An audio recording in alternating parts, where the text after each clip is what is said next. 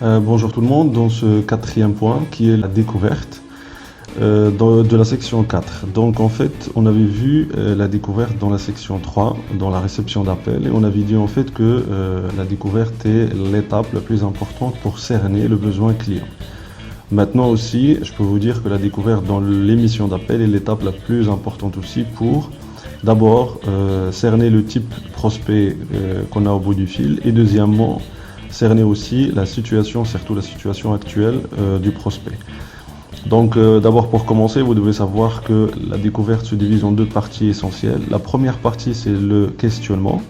Donc en fait, une fois que vous avez entamé et fini et passé par la présentation, l'accroche, vous devez absolument rentrer dans la découverte en posant une question. Donc pourquoi on pose une question? Tout simplement pour briser en fait la glace et pousser en fait le prospect à s'exprimer en commençant par répondre à une question très simple. Donc au départ, on pose une question très simple. Exemple de question. Avant de commencer, Monsieur Dupont, j'ai une question pour vous. Est-ce que vous avez actuellement un forfait mobile? Donc là, on pose la question pour tout simplement faire parler un petit peu le client et aussi pour savoir si c'est un client bavard ou non, est-ce que c'est un prospect direct ou pas, ainsi de suite.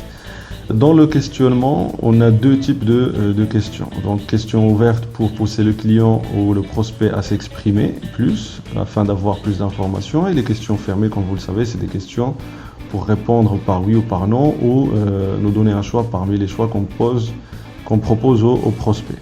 Donc la partie questionnement nous permet en fait tout simplement d'avoir plus d'idées, plus d'informations. Et il faut faire très attention parce que pendant cette partie de questionnement, il faut absolument prendre des notes. La prise de notes est quelque chose de très important, je l'avais dit, je le répète. La prise de notes est quelque chose d'important pendant tout votre appel, pas seulement pendant une partie de votre charte d'appel. Il faut absolument prendre l'habitude à faire une bonne prise de notes. Après, on va utiliser ces notes qu'on a prises pour reformuler en fait et valider ces informations, ces acquis. C'est-à-dire, est-ce que on a bien compris la situation de notre client? Donc, on va tout simplement reformuler ces informations et les valider avec notre prospect afin de savoir si on peut passer à l'étape suivante. Tout simplement. Donc, je répète, la partie découverte est divisée en deux parties.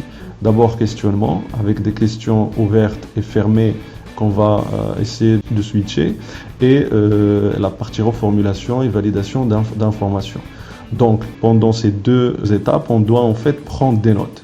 En passant de l'une à l'autre, il faut passer par les notes qu'on a prises. L'objectif en fait de la découverte, c'est tout simplement avoir une idée claire sur la situation actuelle du prospect.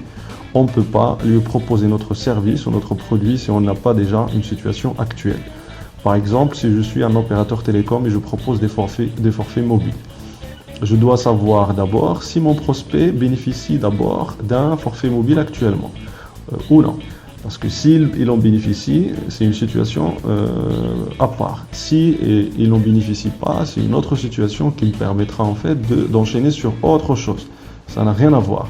Et c'est inapproprié de commencer à parler de votre solution alors que vous n'avez aucune idée sur la situation déjà de votre prospect. Après, quels sont les types de questions qu'on doit poser, c'est-à-dire concrètement, en fait, vous devez préparer toutes les questions afin de mettre en place un enchaînement qui va en fait diriger votre client, enfin votre prospect, là où vous voulez, pour lui faciliter en fait la tâche, et vous aussi, puisque dans l'émission d'appel, à l'encontre de la réception d'appel, nos prospects n'ont pas beaucoup de temps. Et nous aussi. Donc voilà, donc il faut en fait diriger le client, être plus directif et savoir un petit peu poser les bonnes questions au bon moment et faire par la suite la reformulation. Donc voilà, pour résumer cette partie de la découverte, donc la découverte se divise en deux parties, questionnement et reformulation. L'objectif en fait de ces deux parties, c'est tout simplement d'avoir une idée claire sur la situation actuelle de notre prospect, afin de savoir si on peut avancer et passer aux étapes suivantes et mettre en place un comparatif. En fait, la finalité, c'est de mettre en place un comparatif traduit par de l'argent. Voilà, donc je vous remercie. On se retrouve dans le cinquième point qui sera le traitement d'objections. Donc on va voir quels sont les types d'objections qu'on peut avoir et comment surtout on peut les traiter. Voilà, donc je vous remercie et je vous dis à bientôt.